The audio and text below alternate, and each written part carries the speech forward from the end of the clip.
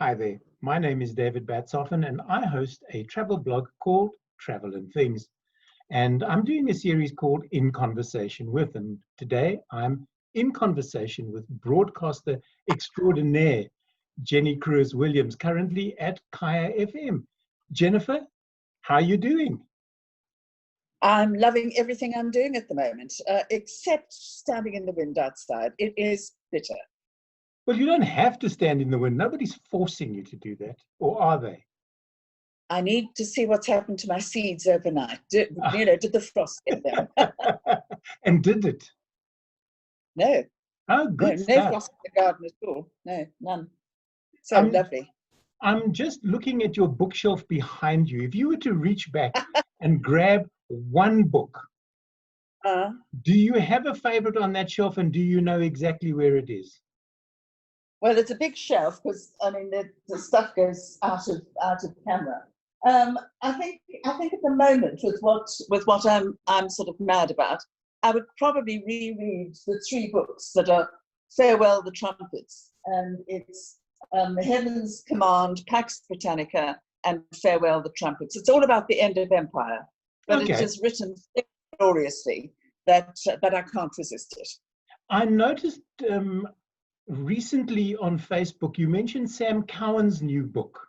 Is that available? Yes. Have you read it? I read it in the making thereof, so I haven't read the whole thing, and it's not in the bookshops yet. So it's being brought up to Joburg as we speak, and it's going to people, who review books and things, and then it'll be on the shelves. But I mean, I know a bit about the book, and I think it must be very difficult to write, but she puts her heart and soul into everything she does. So she always has. She always has. Yes. No, it's going to be very interesting, and to this day, I'm still not quite sure. And I think the reason why I'm not sure why she decided to stress herself so much is because she doesn't know. She just had this feeling she wanted to write about part-time boys. And she's done it in a totally different way and a very, very intimate way, and has also had 2 conversations face-to-face with the perpetrator. And it does give you a certain amount of insight, but no ease of conscience. No, and as you say, will we ever know the true story, and will it ever come out? Have you found, when we started this lockdown, I don't know, what's it, 70 odd days ago on the 27th of March, I think a lot of us thought, now is the time we'll catch up on all our reading. We'll write that book that's always been inside us. We'll catch up on the unfinished varsity work the masters that we never completed. Has that happened? Because I know I'm not reading as much as I thought I would. No, I don't think so. I mean, I think all sorts of people who are mad readers didn't read, and I'm included in that lot. I cannot believe that I spent 2 months not reading. There was one book that I started at the beginning, which was this book, which as you will see, is well read. Those are my marks. It's a stunning read. I have only just finished it. And I finished it because I was interviewing him. So it took me 2 months to read Bruce Whitfield, The Upside of Down. And I mean, I kept looking at books and I kept thinking, this is just ridiculous. Let's start reading. I just didn't want to. You know what? I think we've been so stressed, and I think we have been so worried about so much that is going on. I think that maybe we haven't been behaving in a normal way. I know I did a lot of cooking. I don't know about you. Everybody I know has done a lot of cooking, and consequently, everybody put on it. Well, that's the beauty of Zoom. It's only from here to here. What happens below? Yes, and I'm not going to stand up. No, is not for public consumption. I haven't done a lot of cooking. My wife has done an inordinate amount of baking. I don't think I've ever eaten this much banana bread since I lived at home in the 70s. Well, I don't know about banana bread, but I've cooked not sweet stuff. I've cooked I did a lovely melanzane the other night. I mean, just gorgeous, with toasted pine and things. It's just lovely. But I've been assiduous with the food. But I think people have just done a lot of thinking, and most people I know have been thrilled to be at home, but anxious. I mean, it hasn't Yes. been a holiday, No, but definitely it's it been, has. but a lot And of I don't, thinking. Sorry, Vic. no. And this is the problem. There's always this slight gap between me speaking and you talking, or vice versa. And you've sort of got to build it into your head. Um, I've discovered that, firstly, I've never worked this hard, because I've got to write constantly, to keep content on the blog. And as I point, somebody said to me, "What are you doing at the moment?" I said, "Well, I'm a non-traveling travel writer." And in fact, today's blog is titled "Non-Traveling Travel Writer Writes," that I've just put up. So it's just to keep myself occupied. But nobody, I think, for me though, I couldn't focus to read. I could do cartoon books like Calvin and Hobbes and The Far Side and reread all those all over again. But even something as gentle for me as Jonathan Kellerman, I struggle to keep focus. It's just the odd murder or two. Yeah. Yeah, I did try. I mean, there was a South African writer. In fact, I put it out, Wilma Adrianse, and it's called Blindside. And I got that to review. But I mean, even that didn't pull me in. It's got nothing to do with the writing, by the way, because I have finished it, and it's a ripping yarn. But no, I think that people did a lot of thinking, consciously or unconsciously, and sitting on a veranda and looking at the sky. And I did a lot of traveling though during this period of time, because I discovered Wild Earth, and actually I knew all about Wild Earth years ago, when Shirley Wallington said, "My son is doing something really interesting with technology in this game reserve and this game reserve and this game." And I said, "Yeah, that's lovely, Shirls. Let's just talk about your gardens and things like that." And then all of a sudden, somebody said to me, "You have to go to Wild Earth." So I did. And I am still going on an early morning game drive. And I am definitely going to go into the bush this afternoon, because the first. No, carry on. So what you do is you, in effect, you sit behind your guide, and they are young, and their depth of knowledge is absolutely formidable, and they take you out on a game drive. There is a cameraman behind me, but you don't see that. They are skilled. And the first 45 minutes of every session is giving over to children. So you'll have some kids from India phoning, or typing a question in, and somebody from Canada, and then somebody from Cape Town, and whatever. And you go through. I have seen the most astonishing sights. And some days, as you know, there's nothing to see. I don't know where the animals go. There's nothing, and you end up looking, as I did very uncomfortably one day, at a golden orb spider eating, I think, its mate, but I wasn't sure. And I just went and made some tea and things. But it's the most wonderful thing. Wonderful thing. Graham has done wonderful work with that, and I'm not sure if your guide is, if you've seen any stuff that James Henry has put out, because that man, I know he's actually going to be a guest on my show very shortly. He's barking. You know that. He's barking. No, he is indeed. I worked with him last year on Safari Guide of the Year, and we had such a blast. We really and truly did. And years ago, when Wild Earth started, it was called AfriCam, and it was based in Lone Hill. And I had a radio show on that particular platform for a short while. And then I've been with them at Dube, up north, not Dube, Djuma, which is where they were based.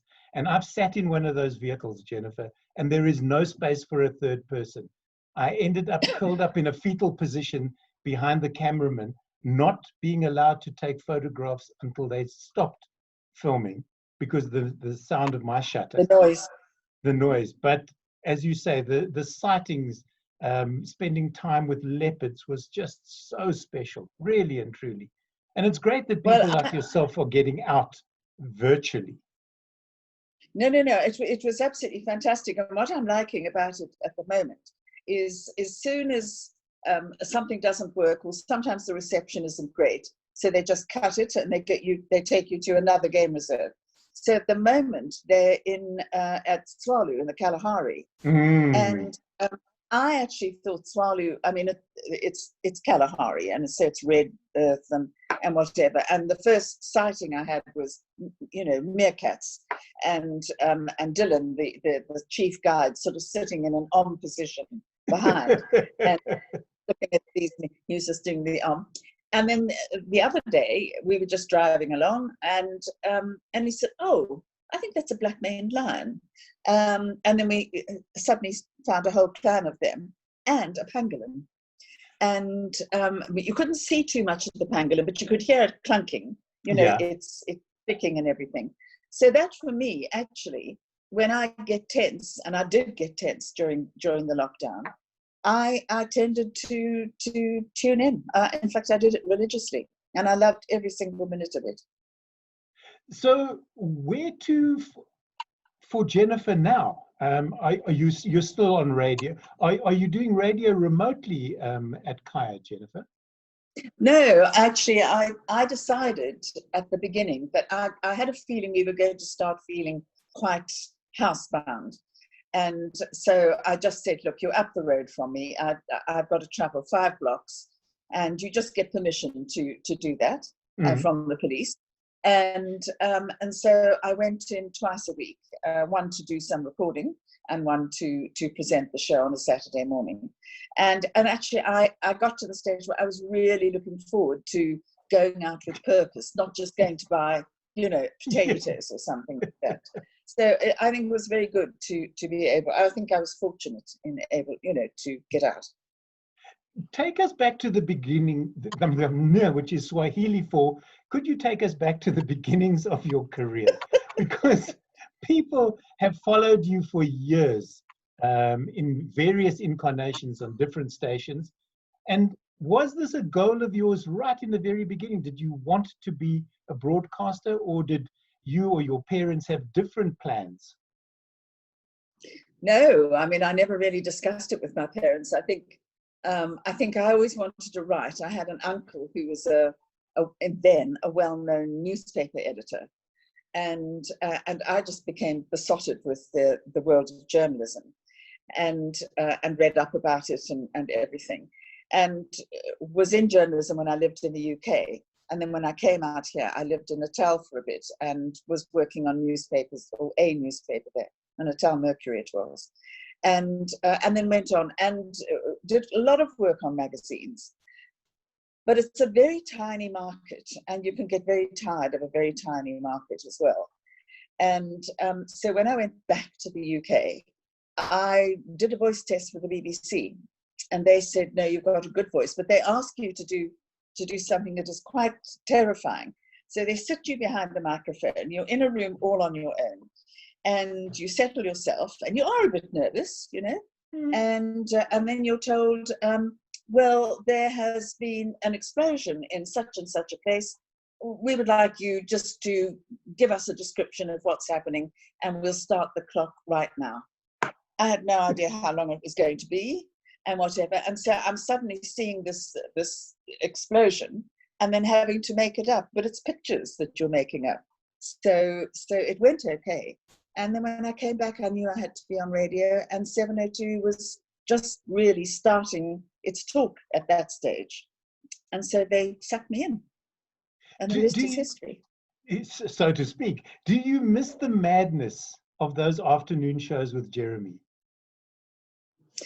Jeremy and I did exactly 365 days before we ran out of steam, because there are only so many rude jokes you can tell, or double entendres it was. And I mean, there were days where we were laughing so much we actually crawled underneath the table because we were out of control. And I think that the station manager, whose name was Mike Wills, I think he would listen quite carefully to what was going on. And I know that there was one day where I was talking to him about some Dutch biscuits, because we couldn't prepare our shows. because he came into the middle of my show. So I did an hour, Jeremy, and then I did another hour. And so it was quite interesting. And so one day, I don't know why, because it just came into my head, and I was talking about Dutch biscuits. And I said, well, I had some speculoos the other day. So he said, did it hurt? And I said, why would speculoos hurt? He said, well, my wife goes for an annual checkup and she says it's very uncomfortable.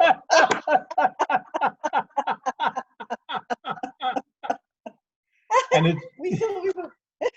And one day, one man actually drove off the road.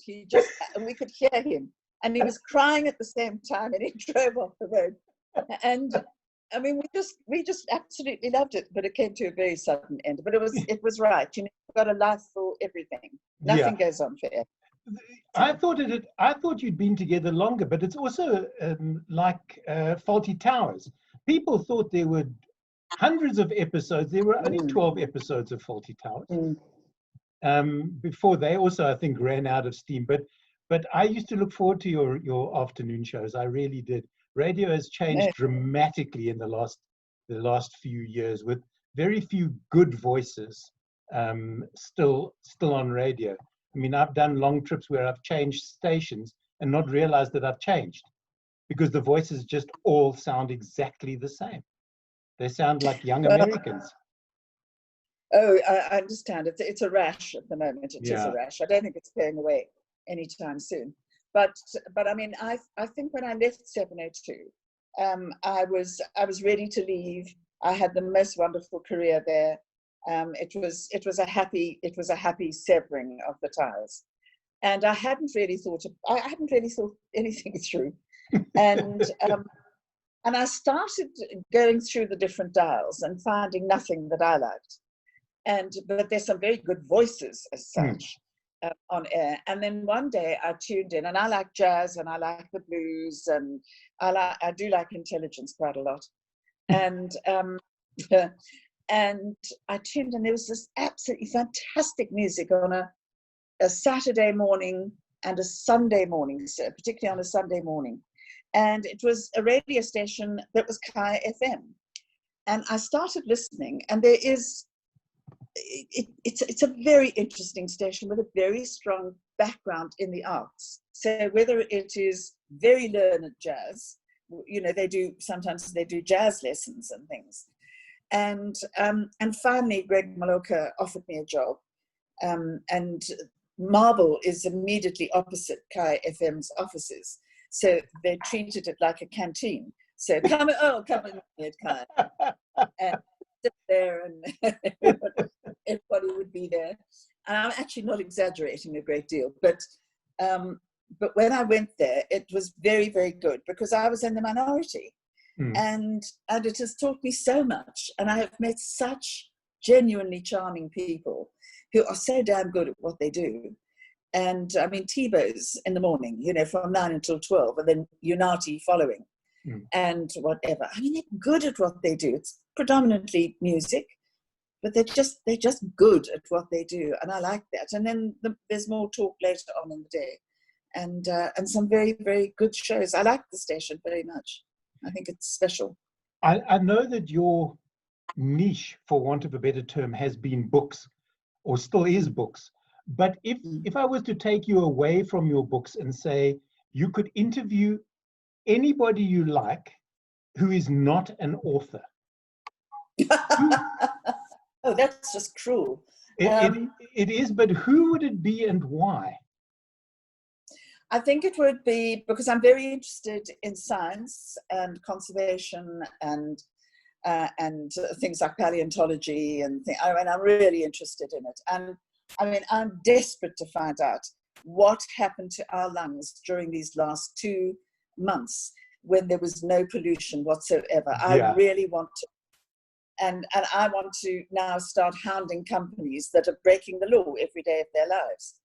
And so I think it might be somebody in that field that I could get done. I mean, there's a very interesting man called Peter Fernhead. You might have come across him. No. African parks. and his company, it's his company, but he's got some very interesting directors and things. And I was just reading something that he sent me the other night. He is now in charge. He and his company are in charge of 13 million hectares of African land, and it goes right up to Gabon, and then right down to Malawi, and now they've moved into Zimbabwe. And for people who don't know anything about African parks, we have got such a wealth of wildlife and conservation experts in South Africa that he basically puts together teams. He restocks places that have been denuded of animals because of poaching, because of infiltration by foreign, plants and things like that. He takes care of the poachers. The bringing in of animals is done incredibly carefully, and it's monitored the whole time. And it's a 25-year agreement in most cases with the government of that country, and it's bringing tourists in. So it's good for the people who live outside and whatever. I think it is one of the most fantastic exports that South Africa has got. I mean, he is really interesting to talk to. And he was at school in Zimbabwe, and he saw a lot of felt. I think he was at Peterhouse, and he saw a lot of felt outside. And he went to the masters and said, "I'm interested in creating my own little game reserve. Would you help me?" Sorry, I think you've got a tail there. No, it's all right. It's all right. Speaking of game reserve. He must get down. He's a very loud talker. That was an interesting tale. And he said, "Please just give me." So they gave him 2 hectares. And all of a sudden, he was pulling up foreign species, plants and things. And he had all sorts of animals and things in there. And it was obviously his career. Sorry. Is that the same cat or a different one?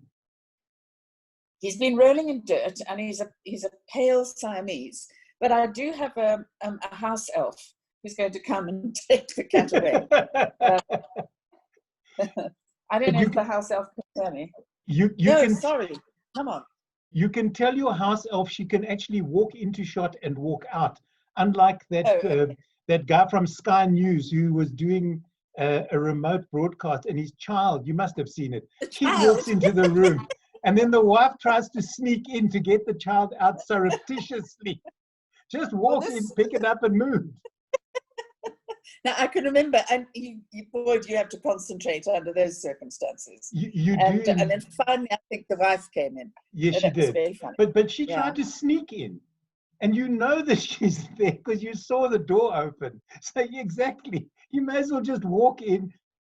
Yes. Not acknowledge the camera and walk out. Well, you could do a. You could, of course. You've got to do the whole silly wave that people do on Zoom calls for some reason or another.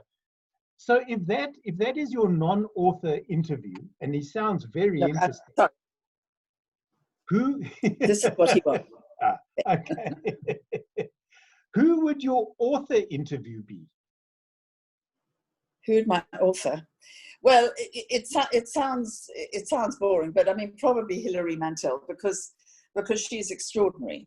I mean, I don't know whether she's going to get the Booker.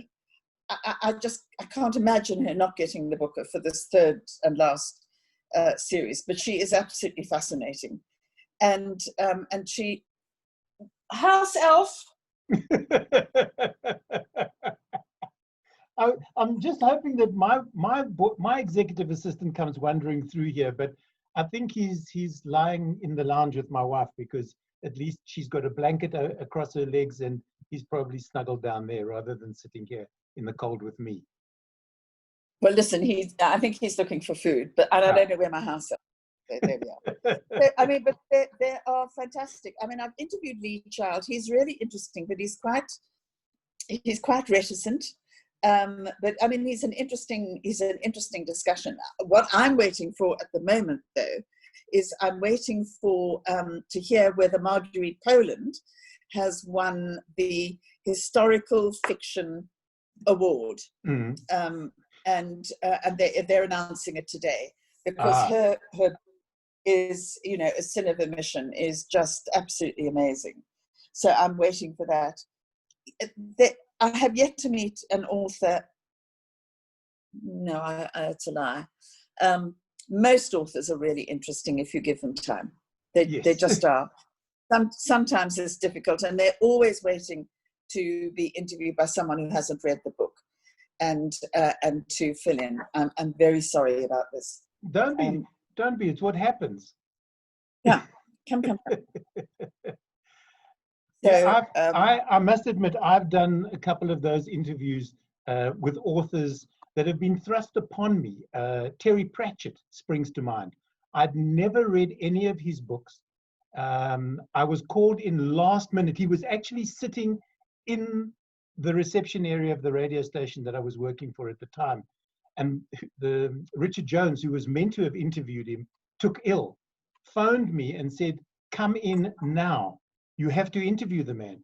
So when I spoke to him, I said to him, "Look, I've never read your books because I wasn't meant to interview you. So I'm going to come at you from a slightly different angle." And he went, "Oh, one of stupidity." And I said, "Yes, actually."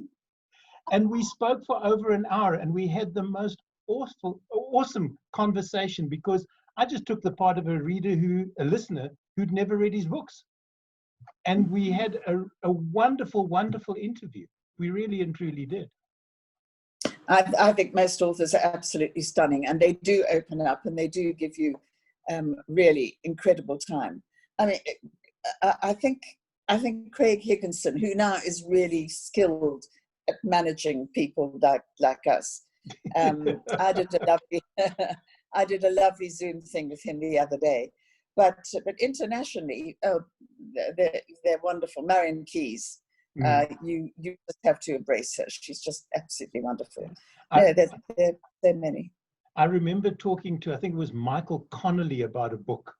When I was doing book reviews, I remember all the authors, the publishing houses knew that if there was a body on page 1, David would review the book. That was my criteria. And with Michael Connolly, it was a terrifying torture scene that opened that particular novel. And I said to him, "Where do you come up with this stuff?" And he said, "David, all I do is I Google torture, and then I mix and match. And I just have a blast." I liked him. People found him difficult to interview because he's quite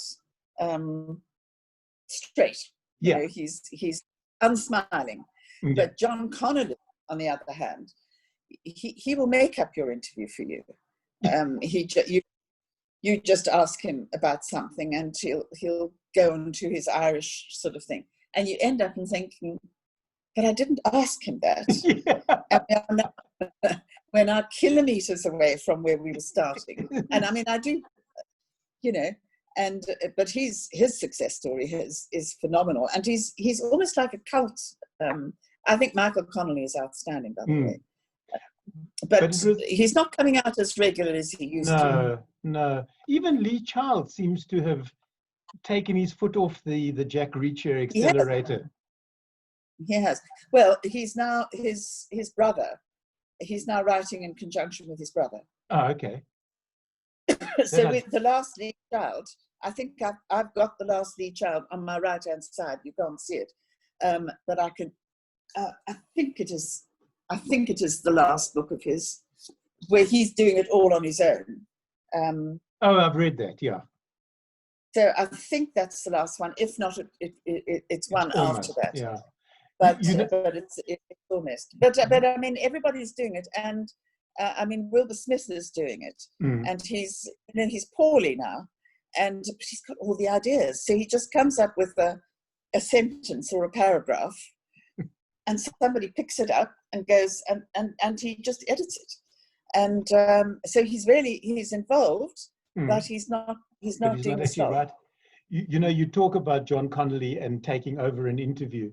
It's like the interview that Michael Parkinson did with Crwys Williams, and he introduced him, and then for 12 minutes, because it's a record, he never asked a question, and eventually Williams slows down and says to him, "Are you actually going to ask me a question?" And before Parkinson can say anything, he goes off on another monologue about how golf was invented. I mean, it was ridiculous. It was stunning to watch. I mean, the man was a maestro at an interview. And I'm sure you've had people like that, Jennifer, whom you've literally said hello to, and it's off and running. And before you know it, the time with them is up, and you've enjoyed every single minute of it. Well, I think there definitely are people like that. And I've been reading a great deal about the Eastern Cape because there is such a wealth of literature that has come out of, but is coming out of. Margaret Poland's book is one of them, by the way. And it's just adding to the knowledge of a part of the country I don't know well. And some of the writers there, I have literally just sat down and just listened to them talking. And I think those have been, for me, just absolutely outstanding. And there have been other writers that are just, they've got the gift of the gab, and they've got the gift of writing. So the two of them together are very hard. But the person that I think can actually talk, and probably does in his sleep, is Lee, the paleontologist. Lee Berger. And Lee Berger. So Yeah. Lee Berger, you just press a button and you just say, Lee, it's a nice day. Well, yes, but I mean, 20 million years ago, it wasn't so hot. And he's also exhausting because you go for a drive with him.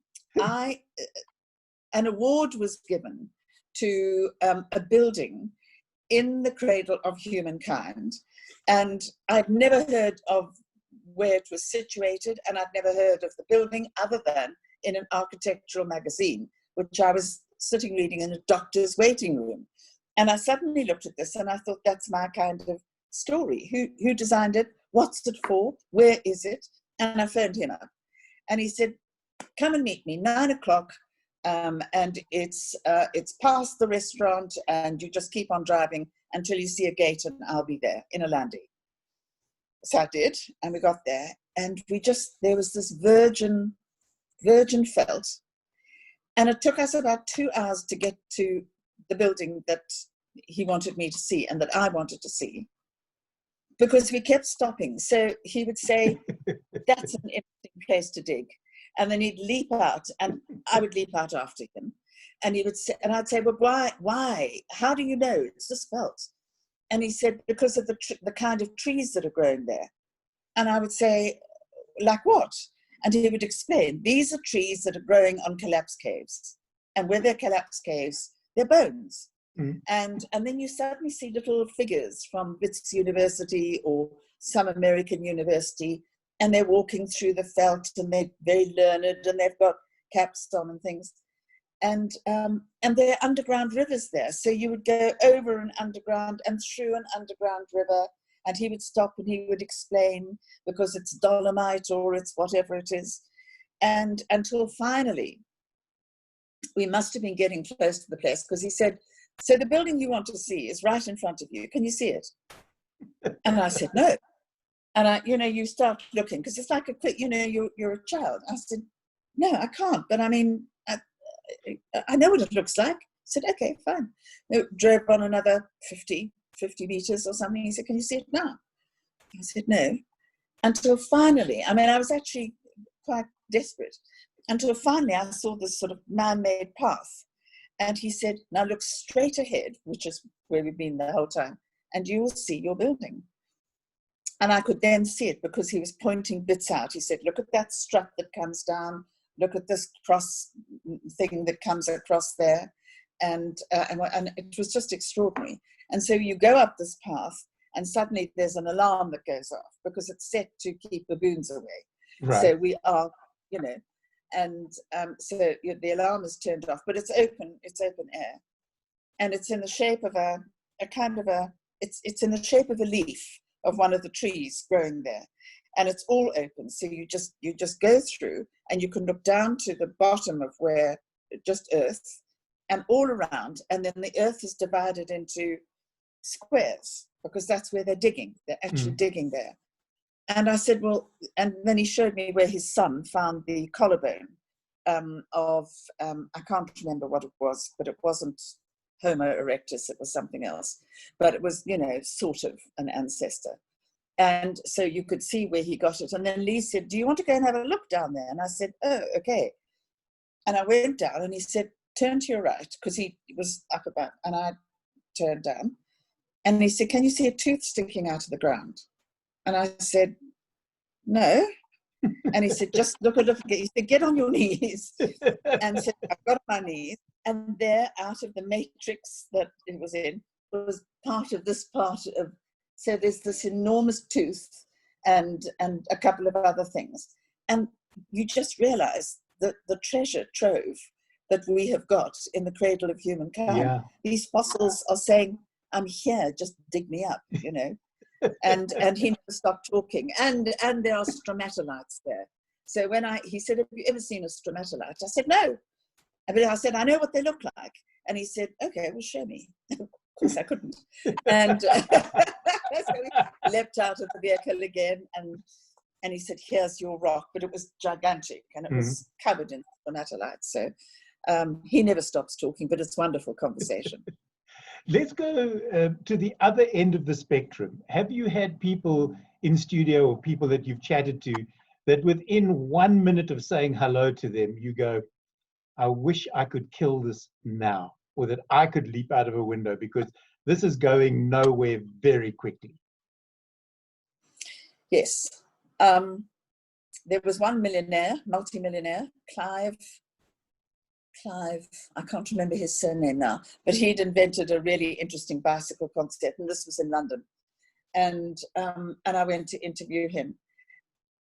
And I just didn't understand what he was talking about, and he wouldn't expand. So, you know, you can usually say, well, just explain that to me a bit more, and they will. But he would say, no, let's go on to the next question.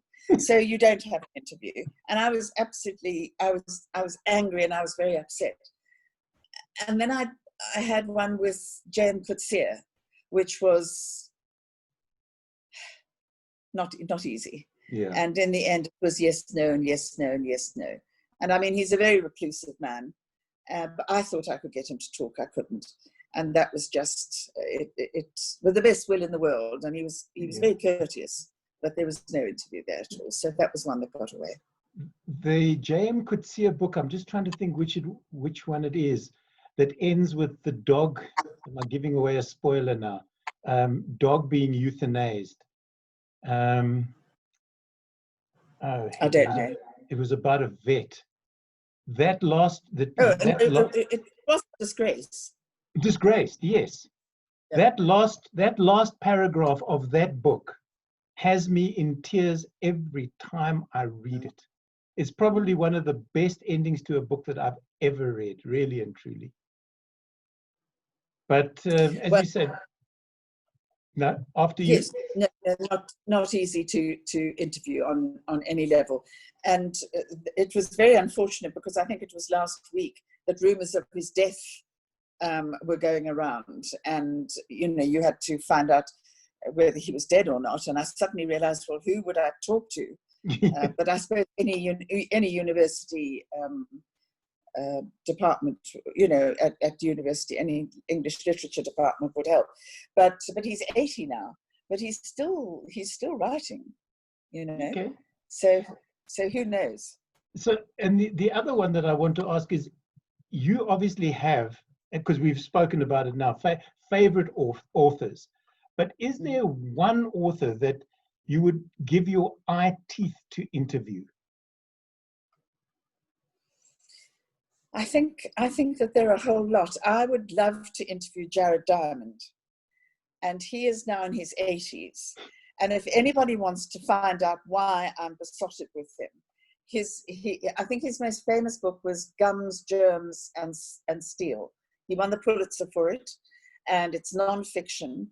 And he spent most of his life in New Guinea talking to the people in remote villages and whatever, and likening, in some of the books I've read, likening the way they care for their old and whatever to how we do it, and what lessons we can learn from them, and whatever.